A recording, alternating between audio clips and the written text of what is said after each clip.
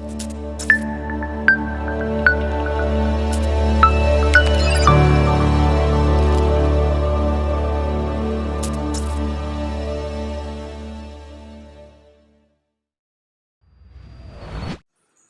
Student, law of demand के अंतर्गत मैंने आपको अब तक इससे पहले वाले वीडियो में मांग की परिभाषा और मांग की विशेषताएं, मांग का सूत्र, इसके बाद मांग के प्रकार और मांग के प्रकार के अंतर्गत मैंने आपको मूल्य मांग का अध्ययन कराया। और अब मैं आपको जो अध्ययन करा रहा हूँ वह है आय मांग। नंबर 2,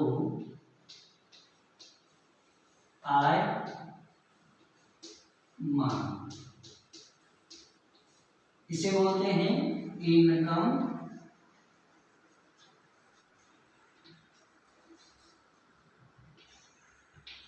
आय मांग है क्या?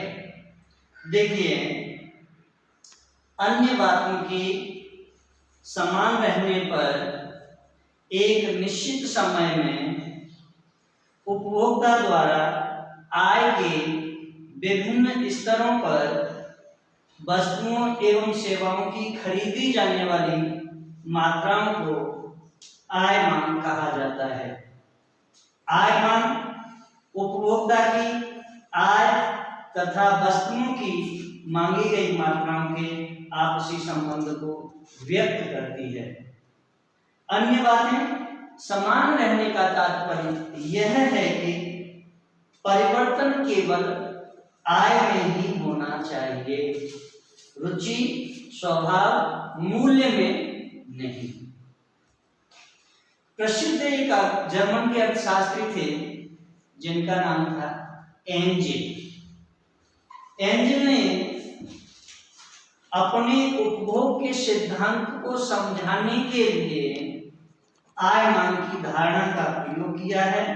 अतः आय मांग वक्र को एंजेल वक्र भी कहा जाता है। गुण तथा प्रकृति के आधार पर वस्तुएं प्रायः 2 प्रकार की होती हैं। इस दृष्टि से हम वस्तुओं को 2 भागों में बांटते हैं। पहली, उत्तम या श्रेष्ठ वस्तुएं। नंबर 1 इसमें उत्तम या श्रेष्ठ वस्तुएं।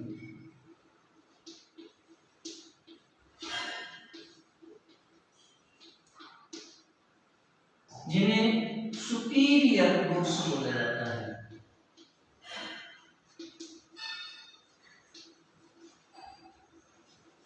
Superior goods. दूसरी जो होती हैं उसमें बी, हीन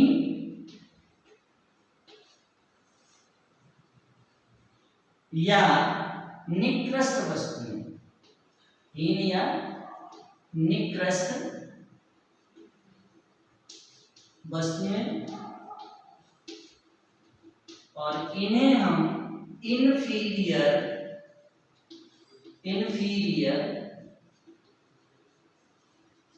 गुड्स कहते हैं। एक सुपीरियर गुड्स और एक इन्फीरियर गुड्स। अब आय मांग के अंतर्गत उत्तम या श्रेष्ठ वस्तुओं का हम अध्ययन करेंगे। तो उत्तम या श्रेष्ठ वस्तुओं के अध्ययन के अंतर्गत देखते हैं कि उत्तम या श्रेष्ठ वस्तुएं होती कौन सी हैं। देखिए, उत्तम तथा श्रेष्ठ वस्तुएं वे होती हैं जो व्यक्ति के जीवन स्तर में वृद्धि करती हैं। आय बढ़ने के साथ साथ इन वस्तुओं की मांग बढ़ती है तथा आय में कमी होने पर वस्तुओं की मांग घटती है। अतः आय मांग वक्र बाएं से दाएं ऊपर की ओर उठता हुआ होता है। तो हम पहले वक्र बनाकर के इसका अध्ययन करते हैं, देखते हैं। चलिए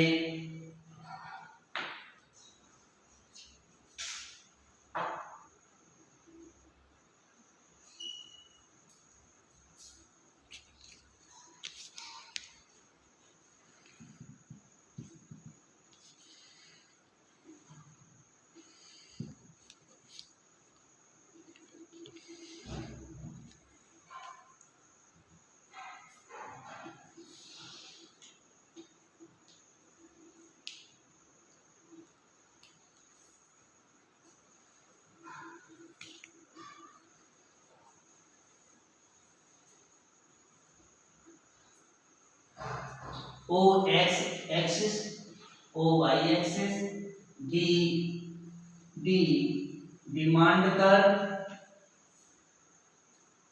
क्यू Q1, P P1 एक तरफ क्वांटिटी,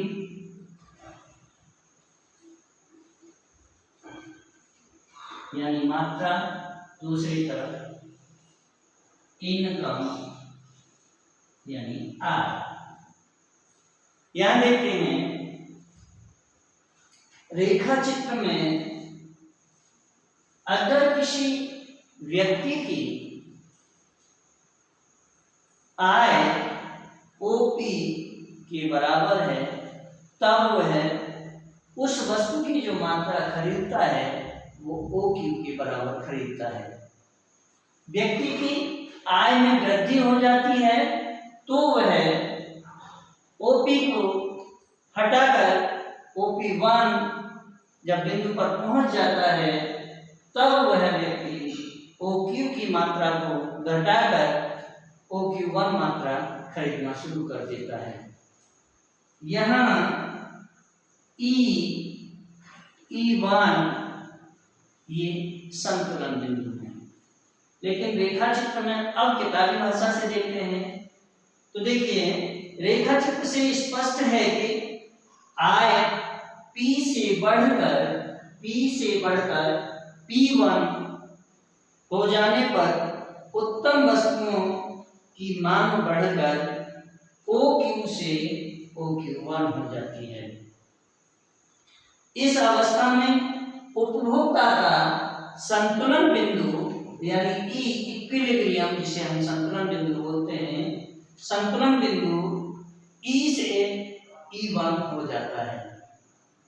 यह आवश्यक नहीं है कि यह कमी अथवा वृद्धि आनुपातिक ही हो।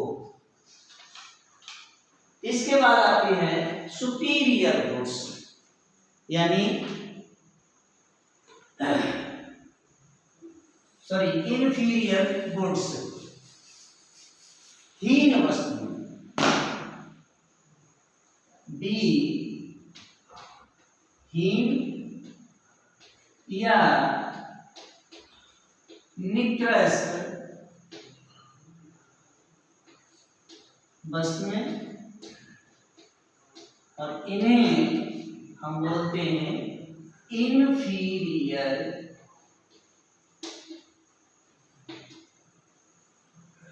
गुड्स। इंफीरियर गुड्स होती क्या है? तो देखिए कुछ वस्तुओं को आर्थिक दृष्टि से निम्न कोटि की अथवा घटिया वस्तुएं कहते हैं। श्रेष्ठ एवं घटिया वस्तुएं परस्पर सापेक्षिक तथा वस्तुओं की तुलनात्मक श्रेष्ठता को व्यक्त करती हैं।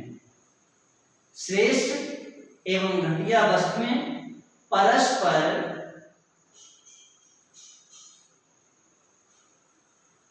तुलनात्मक दृष्टि से या तुलनात्मक श्रेष्ठता को व्यक्त करती हैं। जैसे गरीब के लिए तेल तथा वनस्पति घी में तेल घटिया वस्तु तथा वनस्पति घी श्रेष्ठ वस्तु मानी जाएगी। परंतु अगर व्यक्ति की आय में वृद्धि कर दी जाए तो वह व्यक्ति जब आय बढ़ जाती है तो वनस्पति घी के बदले शुद्ध घी का प्रयोग करेगा। तब शुद्ध घी श्रेष्ठ वस्तु मानी जाएगी एवं वनस्पति घी घटिया वस्तु मानी जाएगी। निकृष्ट वस्तुओं की मांग आय बढ़ने पर घट जाती है और आय घटने पर बढ़ जाती है। तो चलिए रेखा चित्र के माध्यम से इसका भी अध्ययन करते हैं।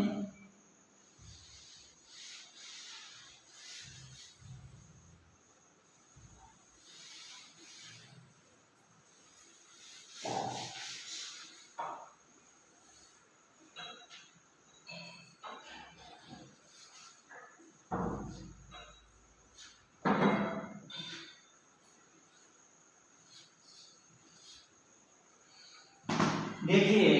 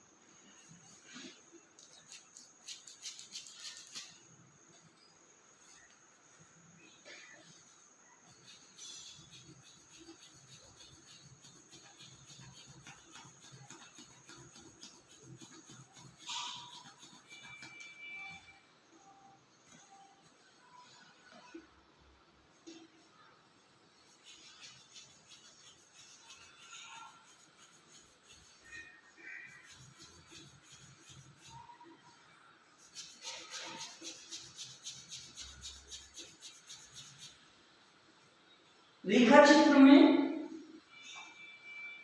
जब किसी व्यक्ति की आय ओपी है तब वह उस वस्तु की जो मात्रा खरीदेगा वो ओ क्यू के बराबर खरीदेगा। जैसे ही व्यक्ति की आय बढ़ जाती है तो वह घटिया वस्तुओं को छोड़कर श्रेष्ठ वस्तुओं को खरीदना शुरू करेगा। तो जब उसकी इनकम बढ़ जाती है ओपी से बढ़कर ओपी 1 हो जाती है तब वह श्रेष्ठ वस्तु को खरीदेगा और घटिया वस्तुओं को नहीं खरीदेगा। तब उसकी जो मांग है वो घटकर OQ1 हो जाएगी। जैसे ही OQ से OQ1 पर जब आता है तब उसका संतुलन बिंदु E टूट जाता है और वह E1 बिंदु पर पहुंच जाता है। जैसे ही इंफीरियर गुड्स के बारे में स्वाभाविक सी बात है कि जब व्यक्ति की इनकम ज्यादा होती है तब वह हीन वस्तुओं को कम खरीदना पसंद करता है और श्रेष्ठ वस्तुओं को ज्यादा खरीदना पसंद करता है, चाहे उसकी कीमतें कितनी भी हों। एक गरीब व्यक्ति की जब इनकम कम है तब उसके लिए वनस्पति ही श्रेष्ठ वस्तु है। जैसे ही उसकी इनकम बढ़ जाती है तो वह वनस्पति घी को नहीं खरीदता है और शुद्ध घी को खरीदता है, क्योंकि शुद्ध घी की कीमत इस समय ज्यादा है। तो भी वह शुद्ध घी को ही ऊंची कीमत पर खरीदने के लिए तत्पर है। तो उसकी नजरों में वनस्पति घी हीन वस्तु है।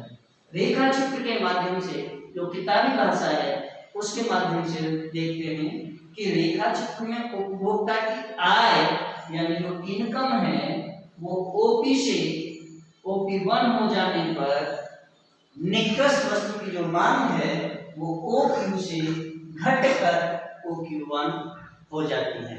इस अवस्था में उपभोक्ता का जो साम्य है वो E से E1 हो जाता है, यानी ये टूट जाता है और E1 हो जाता है। यही कारण है कि आय बढ़ने पर निकृष्ट वस्तुओं की मांग में कमी तथा आय घटने पर वृद्धि हो जाती है। अगर उसकी आय घट जाए, गरीब व्यक्ति की OP1 से घट जाए, OP पर आ जाए, तो वह निकृष्ट वस्तु को खरीदना पसंद करेगा। यही कारण है कि इंफीरियर या हीन या निकृष्ट वस्तुओं की जो मांग होती है वो हमेशा ऋणात्मक होती है, ऋणात्मक होती है। नेक्स्ट जो टॉपिक है वह है, अब तीसरी जो मांग है वह है आड़ी या तिरछी मांग। तीसरी जो मांग आती है वह आड़ी या तिरछी मांग आती है। तो अब आड़ी या तिरछी मांग का अध्ययन करेंगे, और आड़ी या तिरछी मांग में देखते हैं नंबर 3 आड़ी या तिरछी मांग, और इसे हम बोलते हैं क्रॉस डिमांड।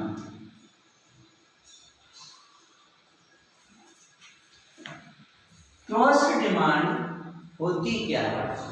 आड़ी या तिरछी जो मांग है वो क्या है? तो देखिए, चलिए आड़ी या तिरछी मांग का भी अध्ययन करते हैं, देखते हैं इसमें क्या नया है। तो आड़ी या तिरछी मांग किसी वस्तु की उन मात्राओं को अभिव्यक्त करती है जो उपभोक्ता द्वारा निश्चित समय में अन्य बातों के समान रहने पर संबंधित वस्तुओं के मूल्य में परिवर्तन होने पर खरीदने को तैयार है। इस प्रकार संबंधित वस्तुओं को दो भागों में बांटा जाता है। अब यहाँ जो आड़ी या तिरछी जो मांग है, जिसे क्रॉस डिमांड बोलते हैं, इसको हम दो भागों में बांटते हैं। और नंबर 1 आता है इसमें, नंबर 1 आता है प्रतिस्थापन प्रतिस्थापन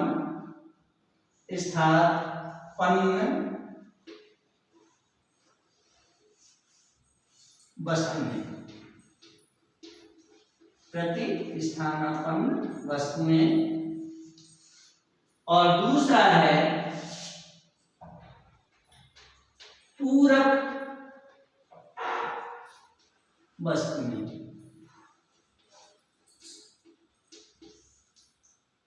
देखिए, प्रतिस्थानापन्न वस्तुओं की सबसे पहले हम अध्ययन करेंगे। तो प्रतिस्थानापन्न जो वस्तुएं हैं जिनको हम सबस्टिट्यूट्स गुड बोलते हैं, सबस्टिट्यूट्स गुड्स। सबस्टिट्यूट्स गुड्स जो हैं उनका अध्ययन करते हैं। यहां देखिए, प्रतिस्थानापन्न वस्तुएं उन वस्तुओं को कहते हैं जिन्हें एक दूसरे के स्थान पर प्रयोग किया जा सकता है, जैसे चाय और कॉफी। अगर चाय की कीमत में परिवर्तन हो जाता है, चाय की कीमत ऊंची कर दी जाती है, तो व्यक्ति चाय को कम पीना पसंद करेगा, फिर वह कॉफी पीना शुरू करेगा। ये एक के बदले में दूसरी का उपयोग किया जाता है। इनमें से किसी भी एक वस्तु का मूल्य बढ़ जाने पर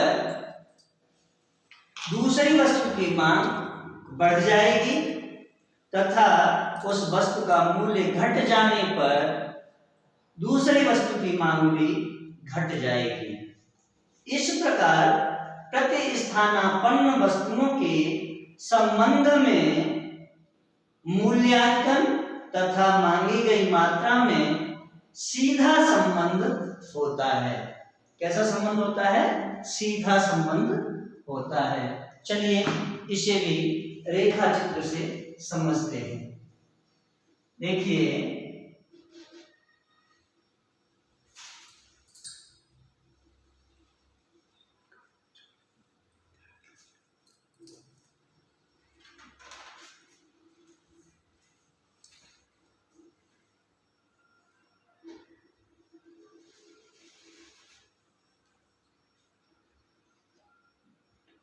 एक्स एक्सिस, वाई एक्सिस,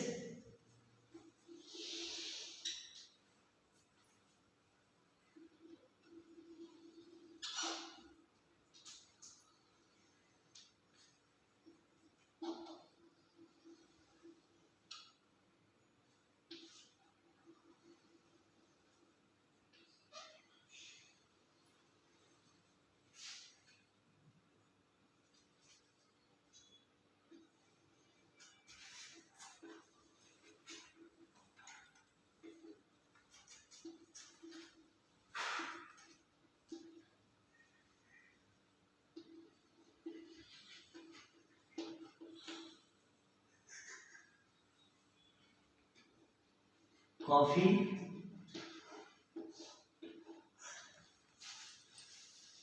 चाय। रेखा चित्र में वाई एक्सिस पर चाय और एक्स एक्सिस पर कॉफी को प्रदर्शित किया गया है। देखते हैं, रेखा चित्र से स्पष्ट है कि चाय का मूल्य P से बढ़कर, यानी O P पहले दिया हुआ है, अगर चाय का की कीमत बढ़ जाए, OP से बढ़कर OP1 हो जाती है, तो कॉफी के प्रयोग की मात्रा OQ से बढ़कर OQ1 हो जाती है।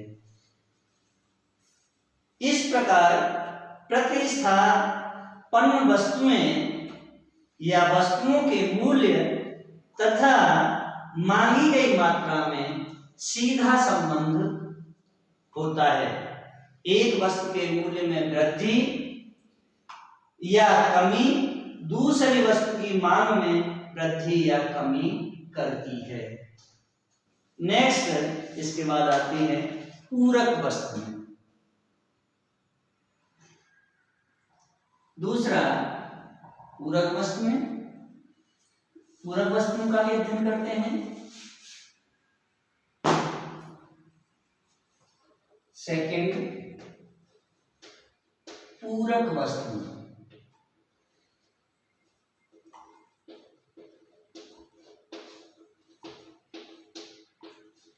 देखिए, पूरक वस्तु में आप सभी जानते हैं, एक के बिना दूसरी का कोई उपयोग ना हो, वह पूरक वस्तु है। जैसे पेन और स्याही। स्याही के बिना पेन का कोई भी उपयोग नहीं है। जैसे पेट्रोल और स्कूटर। स्कूटर है, पेट्रोल नहीं है तो स्कूटर नहीं चलेगा। ये पूरक वस्तु में है। अब देखिए, किताबी भाषा में क्या दिया है, पूरक वस्तु में वे वस्तुएं होती हैं जो परस्पर एक दूसरे की पूरक या सहयोगी होती हैं, अथवा किसी आवश्यकता को संतुष्ट करने के लिए जब दो वस्तुओं की मांग संयुक्त रूप से की जाती है तो पूरक वस्तु में होंगी। जैसे पेन एवं स्याही, पेट्रोल एवं स्कूटर। इन वस्तुओं में से किसी एक वस्तु का मूल्य बढ़ने पर दूसरी वस्तु की मांग स्वतः ही कम हो जाती है। अगर पेट्रोल की कीमत ऊंची कर दी जाए तो स्कूटर की मांग कम हो जाएगी, मोटरसाइकिल की मांग कम हो जाएगी। जैसे ही एक वस्तु की कीमत ऊंची करेंगे, दूसरी वस्तु की मांग ऑटोमेटिक कम हो जाती है। अब हम इसे रेखाचित्र से स्पष्ट करते हैं। तो देखिए,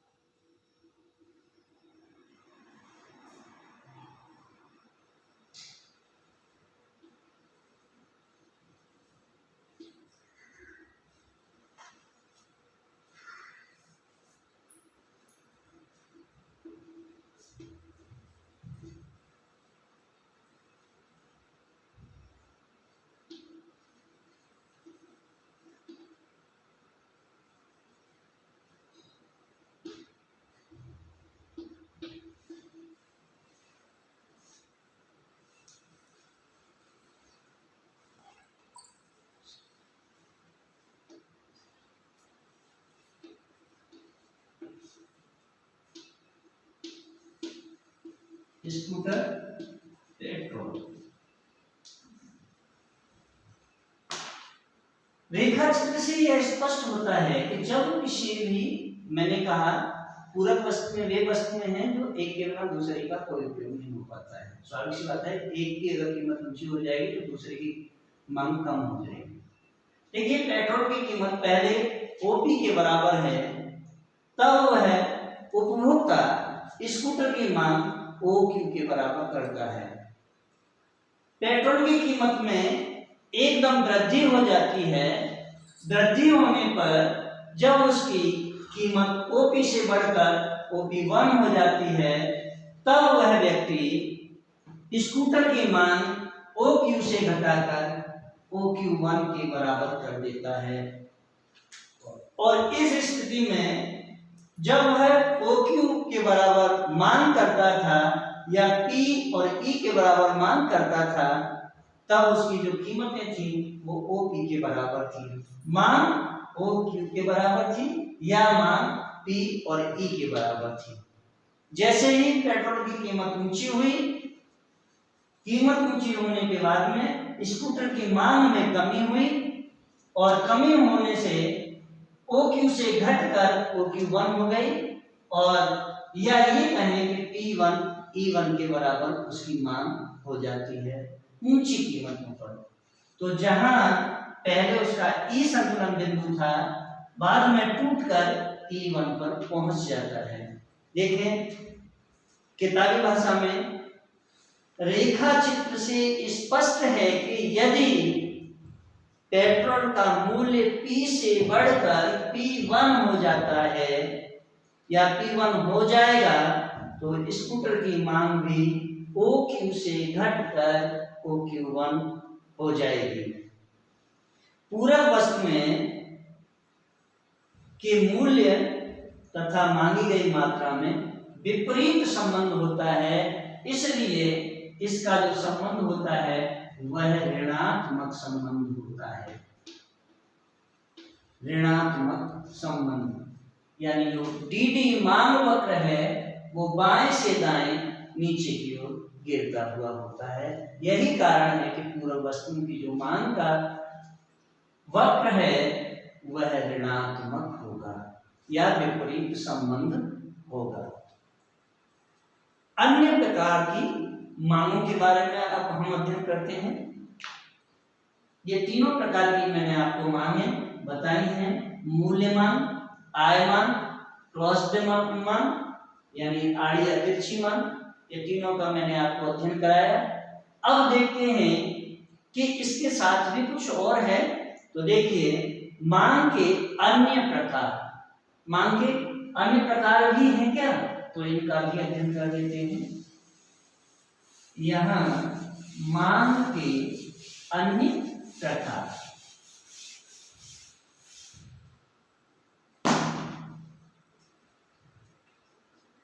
मांग के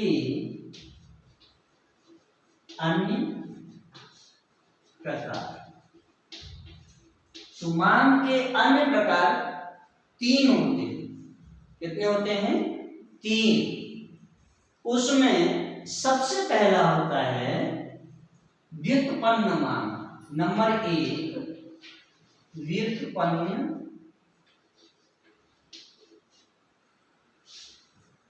मांग, और व्युत्पन्न मांग को हम ड्राइव्ड डिमांड बोलते हैं। क्या बोलते हैं? Derived demand.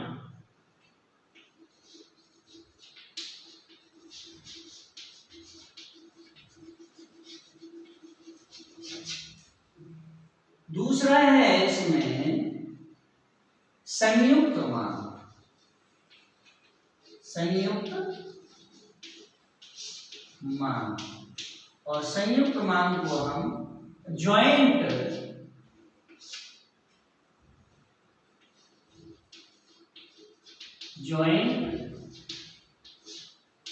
डिमांड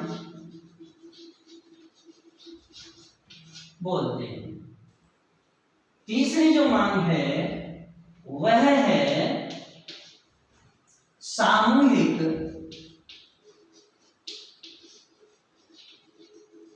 सामूहिक मांग, और सामूहिक मांग को हम कलेक्टिव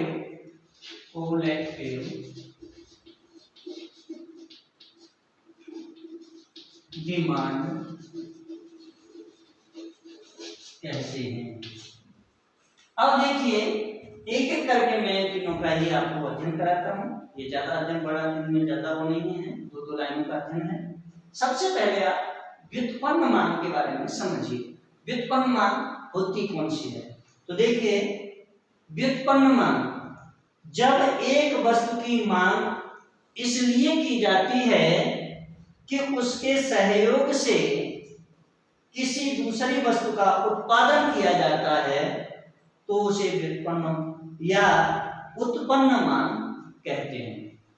मैंने क्या कहा?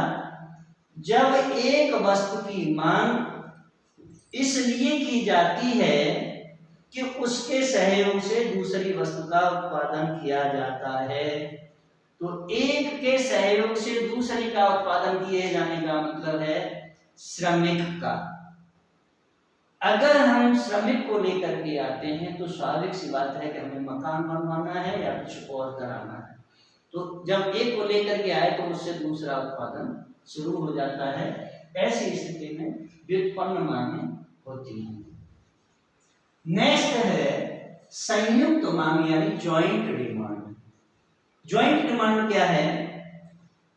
जब किसी व्यक्ति को अपनी आवश्यकता की संतुष्टि के लिए दो या दो से अधिक वस्तुओं की मांग एक साथ हो तो संयुक्त मांग कहते हैं। मैंने क्या कहा? जब किसी व्यक्ति को अपनी आवश्यकता की संतुष्टि के लिए दो या दो से अधिक, जैसे हम घर में सब्जी का उपयोग करते हैं, स्वाभाविक सी बात है कि गोभी को अकेले नहीं बनाया जा सकता है, गोभी के साथ में आलू का भी उपयोग किया जाता है, गोभी के साथ में आलू के साथ में गोभी, आलू, हरे धनिया का भी उपयोग किया जाएगा, हरी मिर्च का भी उपयोग किया जाएगा, मसालों का भी उपयोग किया जाएगा। तो ये जो सबकी मांग है वो संयुक्त मांग है। नेक्स्ट आती है सामूहिक मांग। सामूहिक मांग ऐसी वस्तुएं या सेवाएं जिनका प्रयोग अनेक आवश्यकताओं की पूर्ति के लिए किया जाता है, उसे सामूहिक मांग कहते हैं। मैंने क्या कहा? ऐसी वस्तुएं या सेवाएं जिनका प्रयोग अनेक आवश्यकताओं की पूर्ति के लिए किया जाता है, उसे सामूहिक मांग कहते हैं।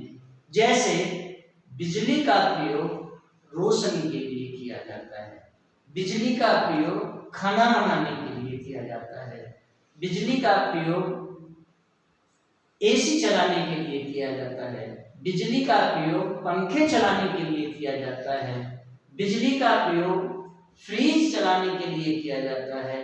तो ये जो मांग है वह सामूहिक मांग होगी। अब देखिए इसके बाद में आती है मांग तालिका। मांग तालिका अथवा मांग सारणी। तो देखिए मांग तालिका या मांग सारणी, चलिए इसका भी अध्ययन करते हैं।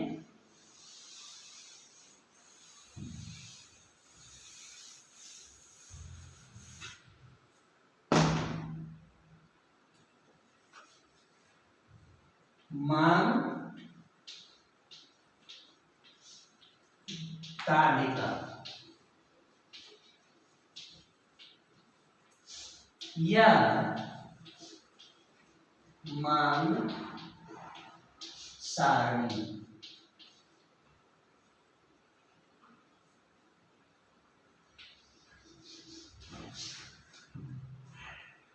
इसे बोलते हैं डिमांड शेड्यूल। तो सबसे पहले हम समझते हैं कि मांग तालिका है क्या।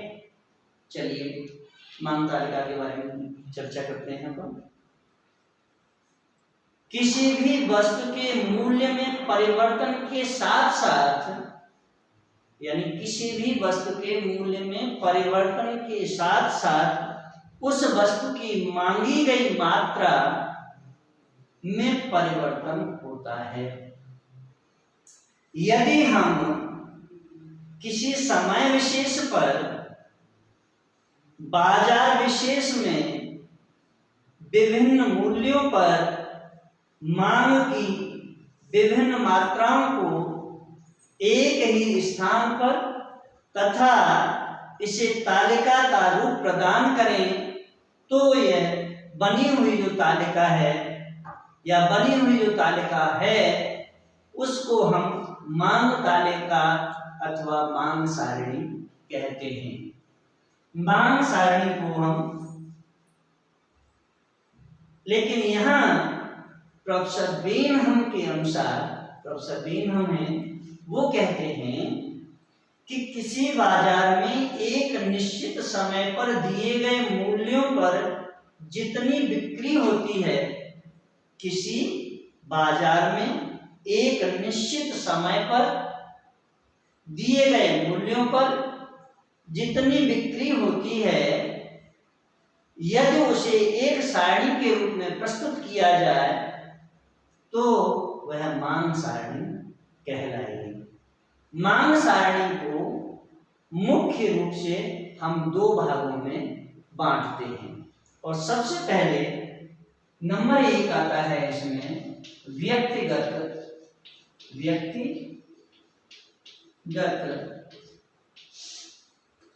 मांग सारणी। व्यक्तिगत मांग सारणी। दूसरी है इसमें सामूहिक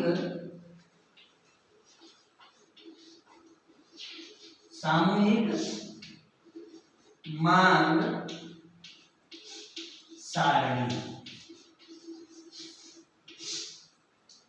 पहले मैं आपको व्यक्तिगत मांग सारणी का अध्ययन कराऊंगा।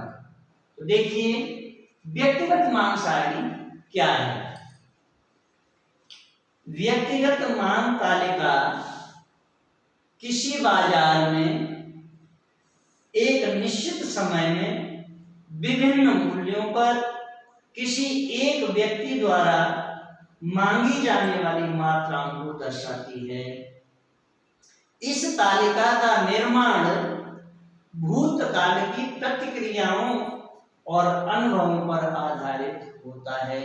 तो देखिए व्यक्तिगत मांग सारणी जो होती है, पहले हम व्यक्तिगत मांग सारणी बना करके दिखाएंगे, फिर उसके बाद में आगे। तो व्यक्तिगत जो मैंने केवल काल्पनिक व्यक्तिगत मांग सारणी तैयार की है, तो मैं पहले लिख रहा हूं कि काल्पनिक, ये वास्तविक नहीं है, काल्पनिक मांग सारणी। काल्पनिक मांग सारणी वास्तविक नहीं है, काल्पनिक व्यक्तिगत मांग सारणी, सॉरी यहां काल्पनिक व्यक्तिगत मांग सारणी, व्यक्तिगत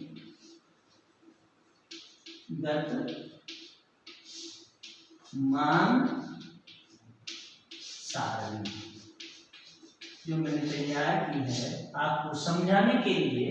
तो देखिए काल्पनिक व्यक्तिगत मांग सारणी को कैसे बनाएंगे।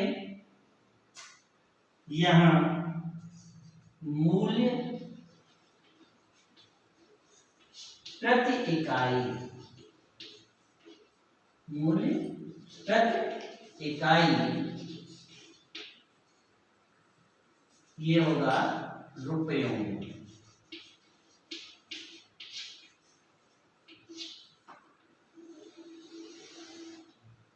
दूसरा है एक्स वस्तु की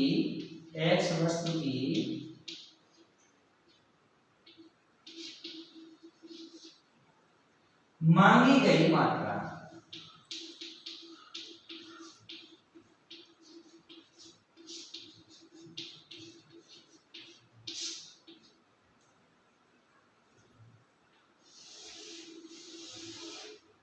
x वस्तु की मांगी गई मात्रा। सपोज जब किसी वस्तु की कीमत 4 रुपए है तब उस वस्तु की जो मांग है वो 12 इकाइयों के बराबर है। जब वस्तु की कीमत बढ़ जाए, 4 से अगर 5 रुपए कर दी जाती है तो उस वस्तु की जो मांग है वो घट जाती है और 10 इकाई के बराबर हो जाती है। वस्तु की कीमत में फिर परिवर्तन कर दिया जाए, 5 से 6 कर दिया जाए तो वस्तु की मांग घटकर 10 से 8 हो जाएगी। अगर 6 से 7 रुपए कीमत कर दी जाए प्रति इकाई की तो जो वस्तु है उसकी जो मांग होगी वो 6 इकाइयों के बराबर होगी। फिर वस्तु की कीमत में और परिवर्तन कर दें, 8 रुपए कर दिया जाए तो जो वस्तु की मांग होगी वो 4 इकाइयों के बराबर होगी। वापस एक बार और कीमत में परिवर्तन कर दिया जाए, 9 रुपए कर दी जाए तो वस्तु की जो मांग होगी वो 2 इकाई के बराबर होगी। इसका स्वाभाविक सी बात है कि जो तालिका बनाई है, इस तालिका में आप देख रहे हैं कि जब ऊंची कम कीमत है तब वस्तु की मांग ज्यादा है, कीमत बढ़ी मांग कम हुई, कीमत और बढ़ी मांग और कम हुई, कीमत और बढ़ी मांग और कम हो गई, कीमत बढ़ाई मांग फिर कम हो गई, कीमत 9 रुपये हुई तो मांग 2 यूनिट के बराबर ही रह गई है। स्वाभाविक सी बात है कि जैसे जैसे कीमत में वृद्धि करते जाते हैं वैसे ही वैसे वस्तु की मांग में कमी होती जाती है।